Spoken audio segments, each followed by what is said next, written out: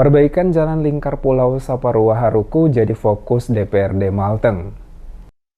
Anggota DPRD Kabupaten Maluku Tengah Muhammad M. Zen Marasabesi meminta pemerintah Provinsi Maluku memperhatikan jalan lingkar Pulau Haruku dan Saparua dan Kecamatan Nusa Laut agar secepatnya dapat diperbaiki. Jalan lingkar Nusa Laut, Saparua, dan Pulau Haruku, kata Marasabesi, setiap saat disampaikan masyarakat Pulau Haruku dan Saparua saat dirinya melakukan reses ke wilayah tersebut yang merupakan daerah pemilihan atau dapil selaku wakil rakyat dari Partai Hanura. Oleh karena itu, selaku anggota DPRD Maluku Tengah, Dapil Haruku dan Saparua, Nusa Laut, berdasarkan penjelasannya yang diterimanya, bahwa ruas jalan lintas Pulau Haruku Saparua masuk dalam kewenangan pemerintah Provinsi Maluku, maka dalam waktu dekat dirinya akan melakukan koordinasi dengan dinas terkait di provinsi. Langkah ini dilakukan agar nantinya pada tahun anggaran APBD tahun 2024 dapat direalisasikan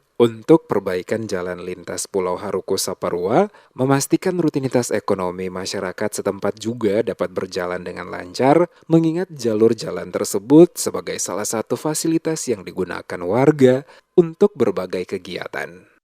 Saya selaku anggota DPRD Kabupaten Maluku Tengah, Dapil Pulau Haruku Saparua dan Saparua Timur, Nusa Laut, berharap di tahun 2024 ini pemerintah provinsi bisa melihat, bisa membangun sarana infrastruktur jalan yang ada di Kecamatan Pulau Haruku, Saparua, Saparua Timur, dan Nusa Laut. Itu harapan besar saya, dan dalam waktu dekat ini pun juga saya selaku anggota DPR akan berkoordinasi dengan pemerintah provinsi, dalam hal ini ada dinas terkait.